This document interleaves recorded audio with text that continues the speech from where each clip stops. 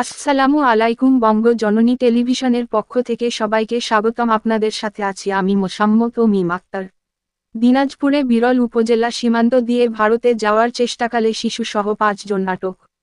অবৈধ পথে ভারতে যাওয়ার চেষ্টাকালে দিনাজপুরের বিরল উপজেলার সীমান্ত থেকে 2 শিশুসহ 5 জনকে আটক করেছে বর্ডার গার্ড বাংলাদেশ বিজিবি। রোববার 29 সেপ্টেম্বর সকালে তাদের বিরল থানায় হস্তান্তর করা হয়। এর আগে শনিবার 28 সেপ্টেম্বর মধ্যরাতে বিরল উপজেলার 6 নম্বর ভান্ডারা ইউনিয়নের রামচন্দ্রপুর বিওপির মেইন পিলার 329-এর আদেশ থেকে আনুমানিক 300 গজ বাংলাদেশের অভ্যন্তরে মংচুসা গ্রামের দ্বীপপাড়া নামক স্থান থেকে তাদের আটক করে বিজিবি।